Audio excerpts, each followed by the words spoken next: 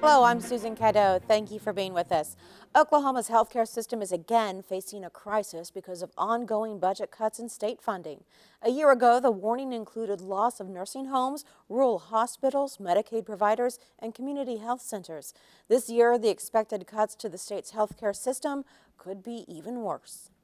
The Oklahoma Healthcare Authority and the Department of Human Services are facing budget cuts that could result in a 25% reduction to healthcare providers.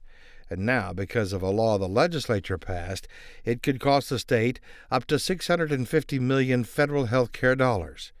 The Healthcare Authority is in the process of privatizing a key element of its Medicaid system as required by that state law to provide managed care services for the aged, blind, and disabled. That puts the state at odds with a new federal rule that could cost Oklahoma supplemental Medicaid funding that mostly goes to hospitals and nursing homes. Put together with the other state cuts, and all of this means Oklahoma's Medicaid system could virtually collapse. The situation brought more than 600 people to the state capitol this week to stand up for seniors. Christy Mormon is executive director of the Life Adult Day Health Care Center in Stillwater. They provide day care for elderly and disabled people who can no longer be independent in their homes. So we help their loved ones keep them living in their community by being able to provide services while they're able to go to work, take some respite to take care of themselves so that they can continue in that 24-hour caregiving for as long as possible. We hear all the time from caregivers, you are a godsend to us. Without you, we don't know what we would have done. Mom would have been in a nursing home years ago, or Mom probably would have been dead by now.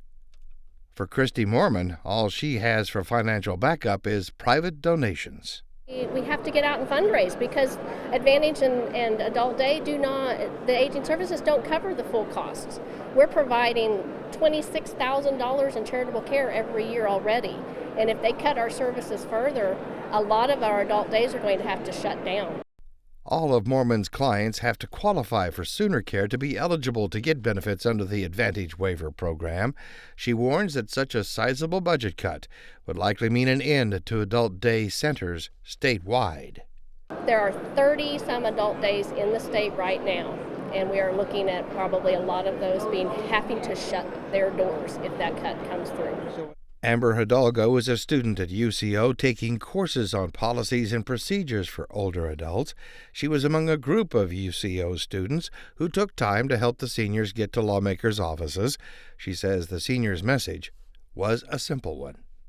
Just hearing the plead in their voices saying, please help us, please, we need this, we need this to keep going. Please don't put the budgets on where we need it the most. Sasha Gaddis is a senior at UCO. Despite their best efforts, Sasha isn't sure lawmakers were listening. I'm not sure. But if my voice can make a difference, I plan to keep going until somebody does listen. But it may be someone is listening. Senate President Pro Tem Mike Schultz from Altus was asked this week about that 25% budget cut. We talked about 25% provider rate cuts a year ago at this time. They didn't happen. I don't believe 25% provider rate cuts are going to happen this year either. He did not, however, explain how it would be avoided. State Representative Jason Dunnington is a new member of the state legislature. And at some point, we have to, as a state, stop playing politics with health care.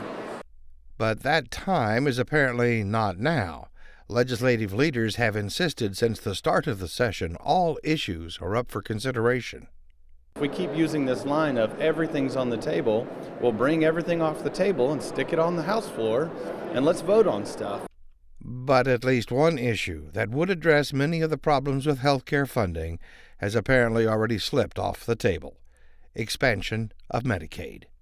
It's probably not a time in flux that we would see the state push real aggressively for Medicaid expansion because I have a feeling Medicaid's getting ready to change drastically. The Healthcare Authority says it is moving forward with plans to hire a managed care company to take over Sooner Care benefits for the aged, blind, and disabled. It's up to the legislature to change the law they passed to avoid losing the supplemental Medicaid funding.